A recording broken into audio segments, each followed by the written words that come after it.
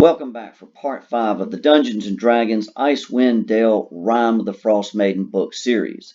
This video will cover the wilderness encounters. As adventurers explore outside of the 10 towns, they will find hostile, friendly, and indifferent creatures. 1 or 2 of these encounters per game session will probably be enough. With each wilderness encounter, a DM can roll a d20 for the encounter and a second d20 for the blizzard. A DM could also pick an encounter based on its difficulty and the party level. That would be my advice. Otherwise, some encounters can be very difficult for the low-level players to survive. Some encounters will require battle strength and others will require the party to be clever. There are 20 wilderness encounters, so there is plenty to pick from, and of course the DM could always come up with more on his or her own. The first encounter is called Ourvehicus. What better way to start an icy wilderness encounter than with an ancient white dragon known as the White Worm by the locals. This is the apex predator of the area, and luckily for the people, she prefers wild game for lunch.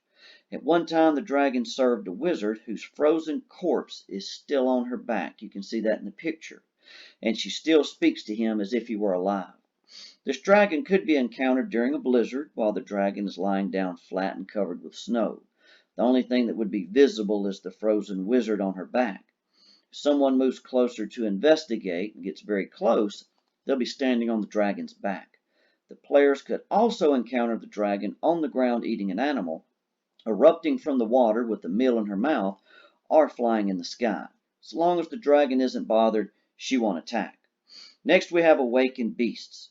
The frost druids of Icewind Dale have awakened many animals in the area. These animals act as messengers and spies. Now remember that an awakened animal will have the intelligence of an average human, around 10. They are smart and can speak common in most cases. These beasts will watch the party and then report back what it has found. These animals are smart enough to stay back and hide when possible. If cornered, they may even beg for their life. A neutral awakened animal may be persuaded to join the party if a snack is given each day. An evil awakened animal will try to lead the group into a dangerous situation and get them killed. There's a beast encounter table, but the DM could just use his imagination. Next we have battle-hammer dwarves. The players may occasionally cross paths with the clan battle-hammer. They may be fishermen or miners, depending on their trade. The dwarves aren't looking for a fight, so they can be approached and spoken to without worry, as long as the party's friendly. Next we have the Chandelier Berserkers. Berserkers searching for the Chandelier crystal may be encountered on these frozen lands. These humans are bloodthirsty and violent. One of the Berserker group will always have a ring made of ice on one hand.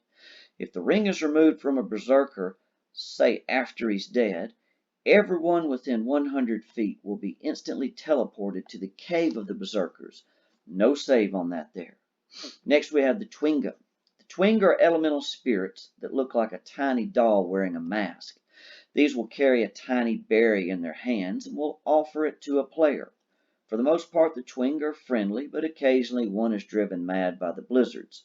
The sane ones may give a useful gift in the form of a supernatural charm to a player, and an insane one will give a poison berry. Next we see Coldlight walkers. Coldlight walkers are undead who died from extreme cold, often still wearing the clothes they died in, and they also emit a bright blinding light. Think of them as a shambling corpse with a bright light on them. They are chaotic evil and attack on sight. If one is encountered in a blizzard, the players will also hear the voice of Aurel telling them that they're about to die. Next we have Crag cats. The Crag cats love to track prey in a blizzard since the prey can't see them coming. But the cat's sense of smell will allow them to know where the prey is at. Standard stealth versus wisdom check will determine surprise. 1 to 2 cats will look for a single person to eat, but a larger group will attack a party. Next we have frost druids and friends. Alright, we can get that as best we're going to get it there. An evil druid, frost druid, will often attempt to kill the party members, or at least send them running back to town. The druid will first appear in the form of a goat or maybe an owl. They will be accompanied by a awakened beast, which will share their evil disposition. Next we have a frost giant riding a mammoth. The Players will either see the mammoth approaching from a long distance or will feel the ground shake if a blizzard is occurring. Either way, they have the option to hide in the snow and let them pass. That is exactly what they need to do in most cases. The giant attacks on sight, but a gift of treasure could persuade him to let them go. We'll also see Knowles. The Knowles of this area are vicious and attack on sight. They can be captured or killed, but they cannot be bargained with. A Goliath party might also be found. The group may encounter 4 Goliath warriors out on the snow. They will belong to one of 2 clans in the area. One group is indifferent to the party and the other is friendly. The group is probably out searching for someone, but they may stop long enough to challenge a member of the group to an athletic contest. Tug of war or some other contest of strength will work. They could also find a Goliath Wherebear. Goliath Wherebear may be encountered as it's fishing, maybe belly surfing across the snow down a hill, or some other activity the DM sees fit. The Wherebear is friendly and will help the party if they want. It could serve as a wilderness guide or perform some other service. The Wherebear doesn't want payment, but if the players insist, the bear asks them to kill the Chardalyn Berserkers. These fighters have been transformed into fiends by demonic magic. They could also encounter a herd of beasts. The party may encounter herd animals trying to survive the frigid cold. They'll attack only if they're threatened. These beasts could be encountered on land or at sea, so you could have sea animals as well as those shown in the picture here on land. Humans follow the herds and kill only what they need for food. A group of these humans will be encountered after each animal herd.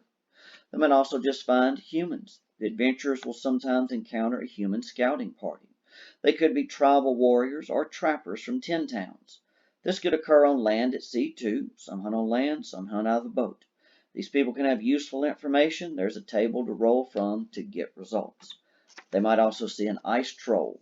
There's a hostile ice troll roaming the area looking for food, and it'll attack on sight. They could see Icewind Cobalts. The Cobalts will either be looking for a white dragon to worship or be headed to 10 towns in search of food and shelter. They may be found in an igloo during a blizzard or just walking around through the snow. The Cobalts may ask for directions, they may bargain for their life if attacked, or even try and rob the party.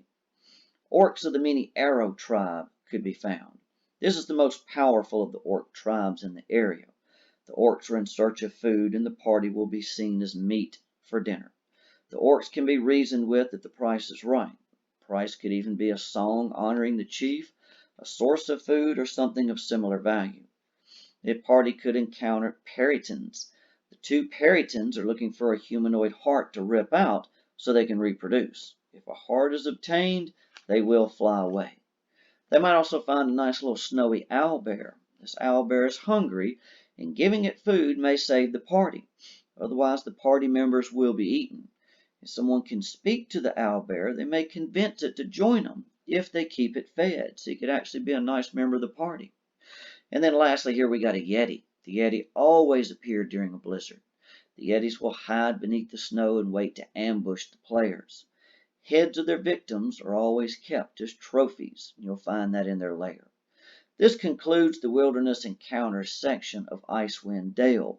We'll continue this series of videos with the places of interest. I hope you enjoyed this information, and I hope to see you again soon. Good luck and good gaming.